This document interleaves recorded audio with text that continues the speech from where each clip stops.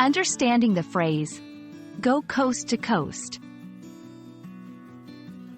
Hello, everyone. Welcome back to our channel, where we explore the fascinating world of English phrases and idioms. Today, we're going to dive into the meaning and usage of the phrase, go coast to coast. This is a phrase you might have heard in different contexts, and it's a great example of how English can use geographical terms to express broader ideas. So, let's get started. The phrase, go coast to coast, initially refers to traveling from one coast of a large landmass, typically a continent or a large country, to another. In the context of the United States, it means traveling from the Atlantic coast on the east to the Pacific coast on the west, or vice versa. This journey covers a vast distance and often implies a significant undertaking or a long journey. In sports, particularly in basketball, going coast to coast refers to a player taking the ball from one end of the court to the other, often resulting in scoring.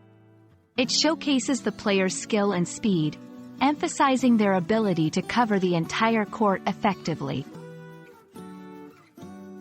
In media and broadcasting, in the context of media and broadcasting, when a show or a broadcast is described as going coast to coast, it means it's being aired nationwide, from one coast of the country to the other.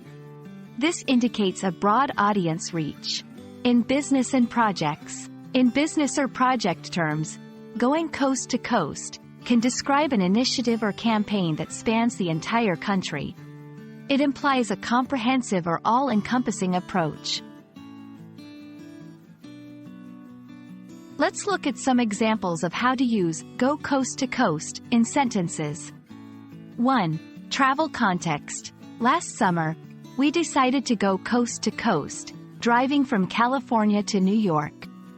2. Sports context. The player went coast to coast, dodging every opponent and scoring a spectacular basket.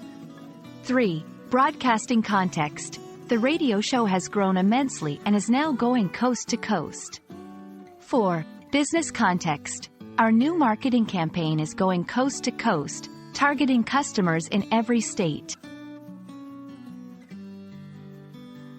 And that's a wrap on the phrase, go coast to coast.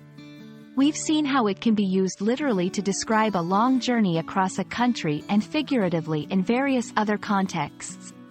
Remember, phrases like these add color and depth to the English language, making it more vibrant and expressive. We hope this video has been informative and fun for you. Stay tuned for more interesting English language explorations, and happy learning!